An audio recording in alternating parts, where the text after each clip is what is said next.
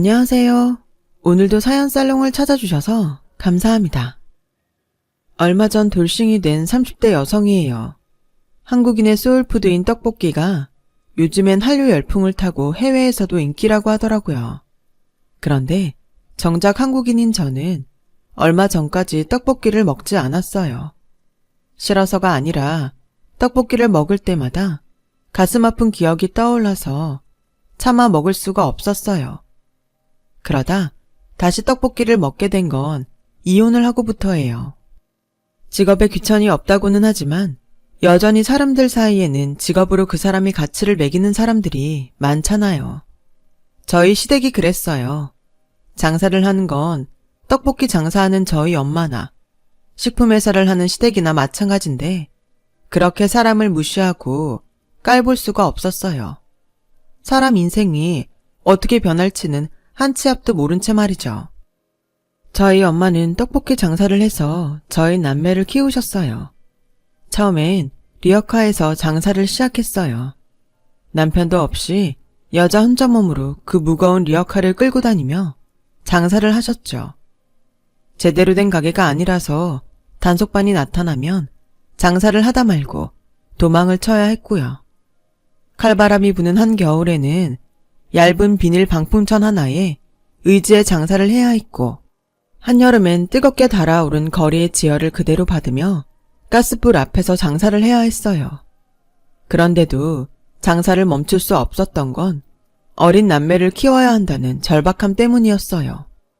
엄마의 그런 희생 덕분에 저와 동생은 대학 공부까지 할 수 있었죠. 그런데 이런 엄마한테 제가 효도는 못할 망정 가슴에 상처를 입히게 됐지 뭐예요. 바로 제 남편과 시댁 식구들 때문에요. 제가 남자 보는 눈이 조금만 있었다면 그런 결혼은 하지 않았을 텐데 지나고 보니 그간의 시간들이 너무나 한스럽게만 느껴지네요. 어린 시절 저는 여느 아이들처럼 떡볶이라면 사족을 못 썼어요. 한때 제 소원이 떡볶이집을 하는 거였으니 말 다 했죠. 그래서 툭 하면 엄마한테 엄마도 떡볶이 장사를 하면 안 되냐고 떼를 쓸 정도였어요. 그런데 얼마 지나지 않아 정말 그 소원이 이루어졌지 뭐예요. 제 바램과는 조금 다르게 말이죠. 제가 초등학교 3학년 때 아빠가 암으로 세상을 떠나시자 엄마가 떡볶이 장사로 나섰거든요. 엄마가 처음부터 떡볶이 장사를 하려고 했던 건 아니었어요. 인력사무소를 통해 어린이 대공원에 아르바이트를 나갔는데 거기서 떡볶이 판매를 맡게 되신 거였죠. 재료와 소스까지 본사에서 다 나오기 때문에 딱히 기술이 없었던 엄마도 쉽게 만들어 팔 수 있었어요. 벚꽃이 피는 봄이면 대공원을 찾은 가족들로 붐볐고 엄마의 떡볶이 부스는 다른 간식 부스보다도 손님들로 북적였어요. 그곳에서 2년 넘게 떡볶이 장사를 해온 엄마는 그 장사에 자신이 생겼고 얼마 뒤 돈을 빌려 중고 포장마차를 구입했고 거리로 나가 본격적으로 떡볶이 장사를 시작했어요. 언젠가 제가 엄마는 어디서 그런 용기가 나서 길거리 장사를 시작했냐고 물었더니 그땐 하루하루 먹고 사는 게 너무도 절실해서 창피함이고 뭐고 생각할 겨를이 없었다고 하더라고요. 내 새끼들이 당장 굶게 생겼는데 창피한 게 어딨어. 엄마들이 제일 무서워하는 게 뭔지 알아? 귀신? 강도? 아니야. 내 자식들이 굶는 거야. 세상에서 그것만큼 무서운 게 없어. 지금 제 나이보다 어렸던 엄마를 지금처럼 단단하게 만든 건 바로 엄마라는 이름이었어요. 당시 초등학생이던 우리 남매는 학교가 끝나면 엄마가 있는 길거리 포장마차로 달려갔어요. 손님이 많을 때는 일손도 돕고 손님이 끊긴 시간대는 동생과 양옆으로 붙어 엄마 어깨를 주물러 드리곤 했어요. 어린 마음이었지만 엄마가 우리를 위해 얼마나 고생하시는지 잘 알고 있었거든요. 거기다 엄마마저 우리 곁을 떠나면 어쩌나 하는 두려움이 더욱 엄마 곁을 못 떠나게 했는지도 모르겠네요. 밥때가 되면 우리 남매는 팔고 남은 떡볶이를 먹었어요. 그럴 때마다 엄마는 일부러 화를 내시며 얼른 집에 가서 밥 먹으라고 닥달하셨어요. 그제야 우리 남매는 마지못해 책가방을 들쳐매고 집으로 향하곤 했어요. 엄마는 제가 중학교에 들어갈 때까지도 거리에서 포장마차를 하셨어요. 그러다 조그마한 가게를 차린 건 제가 중3이 되던 봄이었죠. 고작 테이블 3개를 놓을 수 있는 작은 가게로 안채엔 방과 화장실이 딸려있는 구조였어요. 창고로 쓰이던 공간을 개조해 남동생 방을 만들고 저랑 엄마는 한 방을 썼어요. 남들이 보기엔 초라하기 그지없는 공간이었겠지만 저희 가족에겐 세상 무엇보다 소중한 공간이었어요. 엄마가 더는 길에서 추위와 더위로 고생하지 않아도 됐으니까요. 저는 결혼하기 전까지도 그곳에서 엄마랑 남동생과 함께 살았어요. 물론 세월이 흐르면서 가게 확장을 거듭해서 테이블도 10개 남짓 들어갈 정도로 커졌지만요. 제가 남편을 처음 만난 곳도 바로 저희 가게였어요. 당시 대학교 3학년이던 저는 강의가 없는 날엔 엄마를 도와 가게 일을 하곤 했어요. 그날도 그랬죠. 일찌감치 떡볶이 한 판을 다 팔고 새로 끓이는데 정장 차림의 말끔한 남자가 가게 앞에서 서성대고 있지 뭐예요. 저는 손님인 줄 알고 밖에 대고 소리쳤어요. 손님, 떡볶이 5분이면 되니까 안에 들어와서 기다리실래요? 그랬더니 남자가 쭈뼛거리며 안으로 들어오더라고요. 그리고는 난처한 표정으로 그러더군요. 실은 제가 가방을 잃어버렸어요. 그래서 그런데 차비 좀 빌려주실 수 있을까요? 저 이상한 사람 아니에요. 근처에 영업 나왔다가 편의점 의자에 잠깐 가방을 뒀는데 누가 가져가서. 정 못 믿으시겠다면 제 명함 드릴게요. 아참, 지갑이 가방에 있지? 낙심하는 그 표정을 보니 적어도 거짓말을 하는 것 같지는 않았어요. 그래서 10,000원짜리 한 장을 건넸어요. 그랬더니 남자가 자기 휴대폰 번호를 적어주더라고요. 그리고는 제 휴대폰 번호를 적어달라고 했어요. 모르는 사람한테 휴대폰 번호까지 알려주고 싶지는 않으니 정 돈을 갚겠다면 가게로 가져오라고 했어요. 그러자 남자는 알겠다며 돌아갔어요. 그런데 한 5분쯤 지났을까요? 남자가 다시 돌아온 거예요. 그래서 왜 다시 왔냐고 했더니 제가 아직 점심을 못 먹었거든요.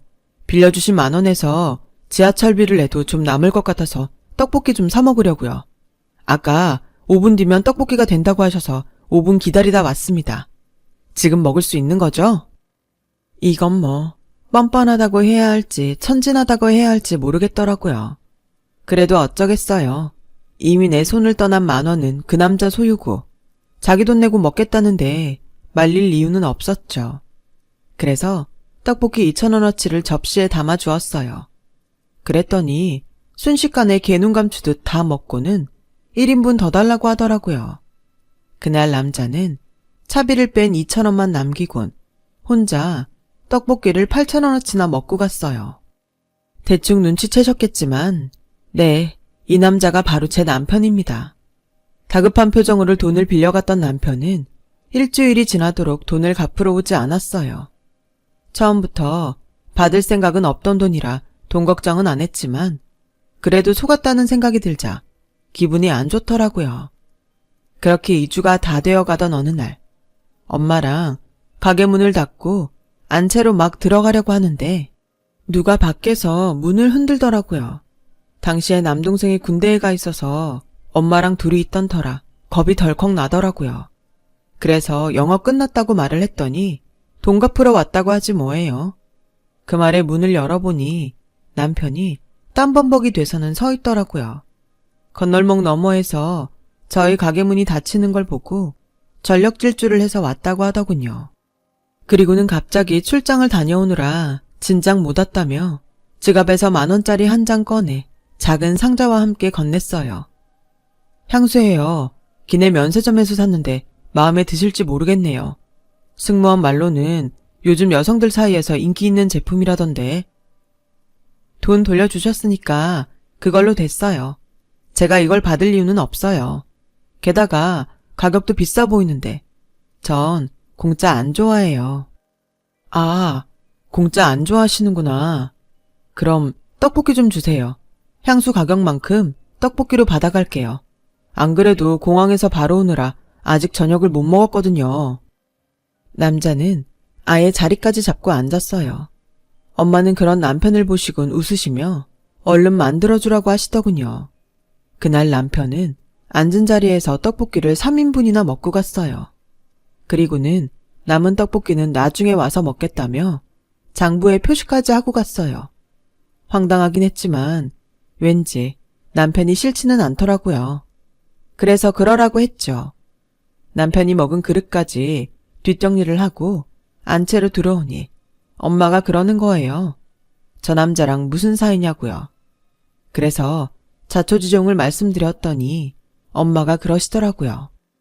그깟 돈 10,000원 갚자고 출장 갔다가 여기로 바로 왔겠니? 딴 마음이 있는 거지. 사람이 넉살도 있고 자신감도 있어 뵈는 게 나쁘진 않구나. 저런 사람이 사회감으로 들어오면 괜찮을 것도 같은데. 엄마, 그걸 말이라고 해? 나 이제 겨우 22이야. 그리고 난 저런 스타일 딱 질색이라고. 그러니까 김치국부터 마시지 마세요. 말은 그렇게 했지만 솔직히 저도 남편이 마음에 들었어요. 그 사람 행동이 황당한 면이 있었지만 왠지 싫거나 밉지 않더라고요. 그래서 남편을 기다리게 되었죠. 남편은 퇴근길에 들리기도 하고 가끔은 술을 한잔하고는 가게 문을 닫을 무렵에 오기도 했어요. 영업 접대를 하고 오느라 술을 좀 마셨다면서도 꼬박꼬박 떡볶이를 먹고 가더군요. 그렇게 2달에 걸쳐서 향수값만큼의 떡볶이를 먹은 남편은 더 이상 찾아오지 않았어요. 남편이 찾아오지 않은 지 1달, 2달, 석 달이 되어가던 어느 날이었어요. 가게 문을 닫으려고 하는데 남편이 가게 옆 계단에 앉아 있더라고요. 보고 싶었다면서 그동안 자기 생각 안 나더냐고 묻더군요. 저도 보고 싶은 마음은 굴뚝 같았지만 그렇다고 말을 할 수는 없었어요. 그러기엔 자존심이 상했거든요. 그래서 마음에도 없는 소리를 했죠. 내가 그쪽 생각을 왜 하냐고요. 그랬더니 남편이 그러는 거예요. 하긴 푸릇푸릇한 여대생이 나 같은 늑다리 아저씨가 눈에나 차겠어요. 안 그래도 10번째가 안 넘어가는 나무 없다고 줄기차게 드나들면 혹시 눈길이라도 줄 줄 알았는데 역시나 꽝이었네요. 그동안 귀찮게 해서 미안했어요. 잘 있어요. 축 처진 어깨로 돌아서는 남편을 보니 가슴에 구멍이 뻥 뚫리는 것처럼 허전하더라고요. 그래서 달려와 길을 막고 섰어요. 남자가 칼을 뽑았으면 무라도 베야지 이렇게 포기할 거예요? 그럼 제대로 고백도 안 하는 남자한테 내가 뭐라고 할 수 있겠어요? 그럼 고백하면 나 만나줄 거예요?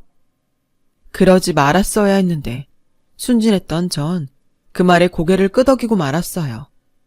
그때로 다시 돌아갈 수 있다면 제 목에 깁스라도 해버리고 싶네요. 그렇게 저는 남편과 사귀게 되었어요. 저보다 7살이 많았던 남편은 이남 1녀 중 장남으로 아버님이 경영하시는 조그마한 식재료 유통회사에 다니고 있었어요. 경기가 안 좋아 그런지 직접 영업도 뛰고 바쁠 땐 배달도 겸하곤 했어요. 진작부터 장손인 남편한테 가업을 물려주기로 해서 그런지 3살 아래 시동생은 아버님 회사는 거들떠도 안 보고 대학을 졸업하자마자 바로 대기업에 취직해 다니고 있었어요. 시누이는 저보다 1살 위로 독일에서 음대를 다니고 있었는데 막내딸이라 그런가 집안 형편은 생각 않고 돈을 쓸 줄만 알았죠. 철없는 여동생 유학비 대느라 온 집안 식구들이 고생인데 말이에요. 남편과 연애를 하는 사이 저는 대학을 졸업하고 취업을 하게 되었어요. 그런데 취업한 지 반년도 안 돼서 남편이 결혼을 하자고 하는 거예요. 얘기를 들어보니 시동생이 결혼할 사람이 있다고 집에 데려온 모양인데 시부모님께서 형제가 순서대로 가야 집안이 바로 선다고 하셨나 봐요. 이제 막 취직했는데 결혼 얘기 꺼내서 미안하지만 나 때문에 동생 녀석이 장가도 못 가고 기다리는 게 미안해서 말이야. 그래서 말인데 우리 결혼 좀 서두르면 안 될까? 우리 집에선 자기한테 아무것도 안 바래. 그냥 몸만 오면 돼. 그런데도 안 될까? 시댁 상황이 안 됐긴 하지만 그래도 기왕이면 직장 생활해서 제 혼수는 제가 해가고 싶었거든요. 지금까지 고생해서 키워주셨는데 결혼 비용까지 엄마한테 짐을 지을 수는 없으니까요. 게다가 아직 학자금 대출도 다 못 갚은 처지라 결혼을 생각하는 건 무리였죠. 그래서 남편한테는 미안하지만 당장 결혼은 힘들겠다고 했어요. 그런데 이놈의 남편이 저 없는 사이 엄마 가게로 찾아가 그 얘기를 했지 뭐예요. 당연히 엄마는 결혼하라고 하셨죠.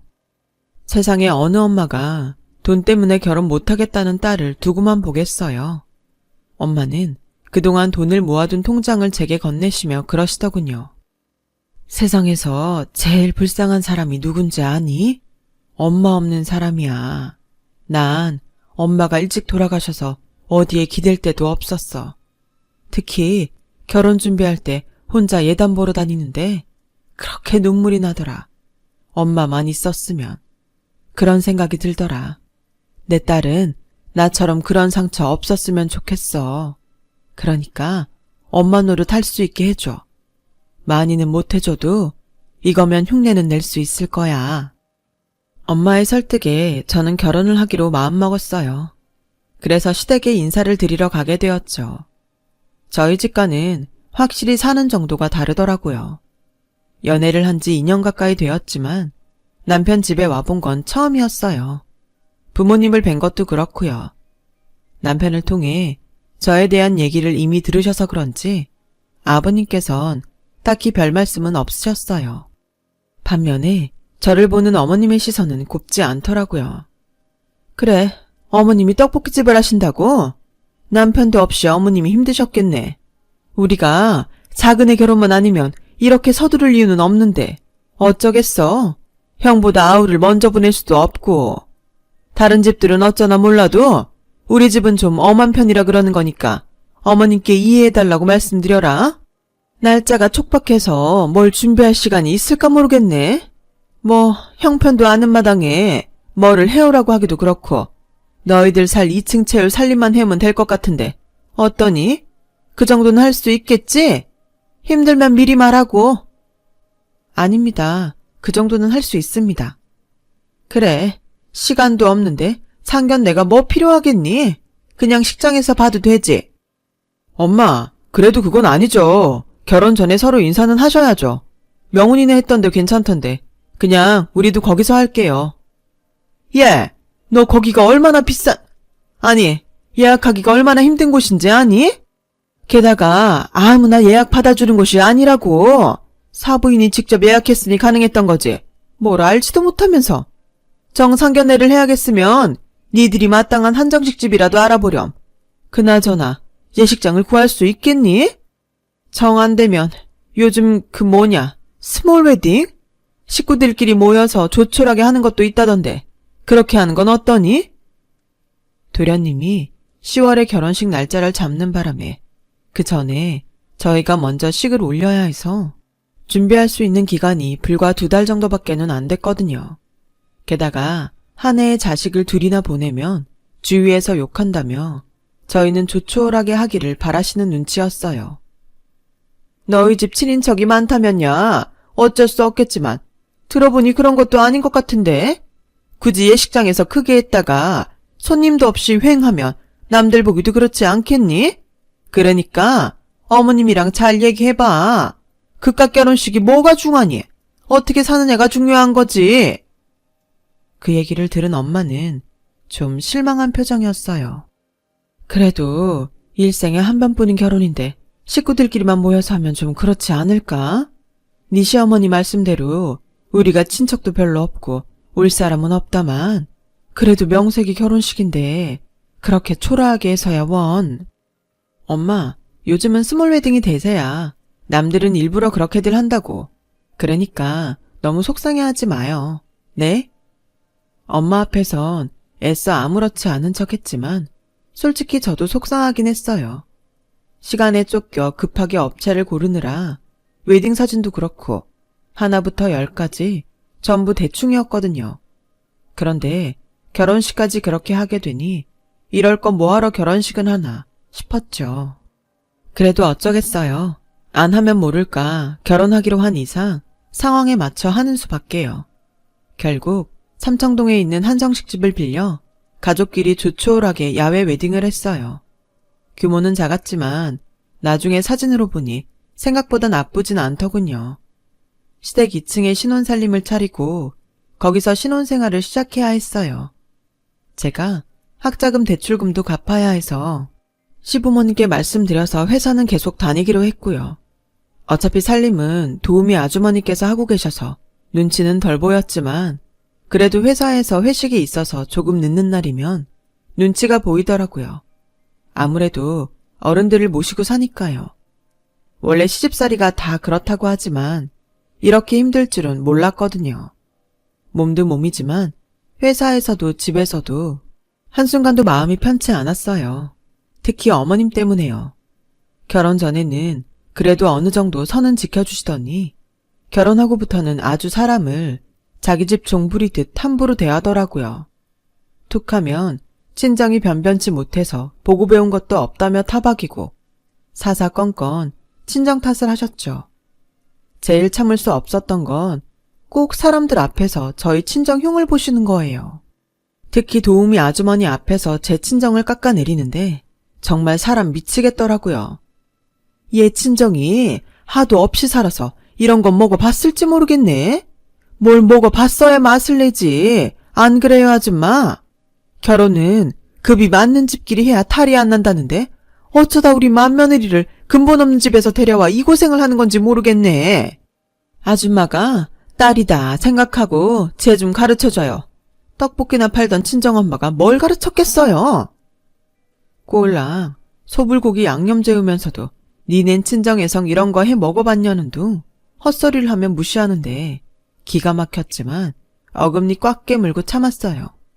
제가 한마디 하면 저희 친정으로 화살이 수백 개는 날아드니까요.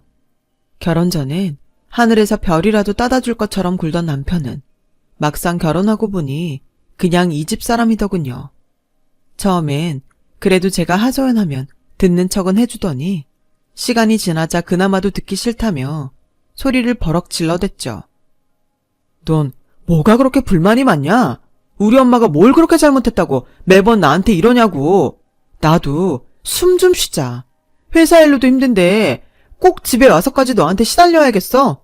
네가 부족하니까 엄마 딴엔 딸처럼 가르치시느라 그러는 거 아니야. 싫으면 네 친정 가서 배워 오든가. 제발 나 좀 들들 볶지 마. 그 말을 듣는데 그렇게 서러울 수가 없더라고요. 난 이 사람 하나 믿고 이 집에 들어왔는데 알고 보니 내 편이 아니라 그냥 이 집 아들이었거든요. 초나렛 동서가 시집 오고 나서부터 저는 더 무시를 당했어요. 동서는 공무원 집안 딸이었어요. 친정 아빠가 처관급 고위직 인사라서 시댁에서도 절절 매는 분위기였죠. 저 때는 처음부터 분가는 말도 꺼내지 않더니 동서는 순순히 분가를 시켜주더라고요. 어머님 말로는 집이 좁아 둘째는 분가를 시켰다고 하지만 제가 보기엔 이 집 살림 수준을 들키고 싶지 않아서 그런 것 같았어요. 동서와 저를 두고 시어머니의 차별은 노골적이었어요. 동서는 직장도 안 다니고 집안 살림만 하는데도 어머님은 명절이며 제사 때 일하는 저를 부리면 부렸지 동서한테는 일도 시키지 않았거든요. 그러던 어느 날이었죠. 주말에 도우미 아주머니랑 재래시장에 갔다가 떡볶이랑 순대를 사왔는데 마침 집에 와 있던 동서가 그걸 본 거예요. 자기는 어릴 때부터 하도 친정엄마가 불량식품을 못 먹게 해서 길거리 떡볶이도 한번 못 먹어봤다고 그러더라고요. 그래서 제가 떡볶이가 왜 불량식품이냐고 했더니 글쎄 어머님이 득달같이 달려와서는 제가 사온 떡볶이를 쓰레기통에 버리지 뭐해요. 위생상태도 엉망인 길거리 음식이 불량식품이 아니면 뭐냐? 너네 친정에서 이런 걸 팔아먹고 살았나 몰라도 우리 집에선 이런 거 안 먹는다. 먹고 싶으면 네 친정에 가서 실컷 먹어. 이래서 수준 차이는 어쩔 수 없다는 거야. 아줌마, 저거 냄새 안 나게 밖에다 갖다 버려요. 그리고 다시는 우리 집에 저런 거 들이지 말아요. 친정 수준이 그 모양이니 먹는 것도 딱 그 수준이지. 어머님은 저 보란듯이 소리를 치고는 동서를 데리고 방으로 들어가셨어요. 쓰레기통에 버려진 떡볶이를 보니 마치 제 신세를 보는 것 같더군요. 그날 이후 저는 떡볶이를 입에도 안 댔어요. 그렇게 결혼한 지 2해가 지나던 어느 날이었죠. 하루는 시동생이 짐가방을 싸들고 왔더라고요. 딱 봐도 부부싸움을 한 것 같았어요. 그 모습을 본 어머님은 시동생한테 무슨 일이 있었냐고 물었죠. 엄마, 정말 나한테 왜 이래? 왜 쪽팔리게 처가에 그런 부탁을 한 거냐고. 장인이 청탁받는 거 싫어한다고 말했잖아. 왜 별것도 아닌 걸로? 장인이랑 친지들한테까지 청탁을 해서 사람 꼴 우습게 만드냐고. 집사람이 이혼하재. 구질구질한 우리 집 때문에 주변에 얼굴 들고 살 수 없다고 헤어지재. 어려운 회사 사정 때문에 아버님이 동서친정에 부탁을 했던 모양인데 그게 화근이 된 거였어요. 그런데 그 일을 계기로 저 역시 이혼을 하게 됐지 뭐예요. 어머님이 동서랑 통화하는 내용을 들으면서 그동안 이 집에서 내 친정을 어떻게 대했는지 알 수 있었거든요. 결혼한 이후 저희 친정에선 명절이며 시부모님 생신 때마다 시댁에 선물을 보내왔는데 어머님은 매번 그걸 받기만 하곤 입을 닦았어요. 그건 참을 수 있는데 그래놓곤 동서친정엔 매번 백화점에서 최고급 한우 세트를 사다가 보냈던 거예요. 심지어 그 집 사돈의 팔촌까지 5만 사람들한테 다 보내면서 제 친정엔 돼지고기 한 근 안 보내고 살았던 거죠. 정작 그 집에선 명절 선물 한 번 안 보냈는데 말이죠. 그런데 이제 와서 둘째 아들이 이혼을 당하게 되니까 저한테 그러는 거예요. 얘, 요즘 니네 친정 살림이 폈다며?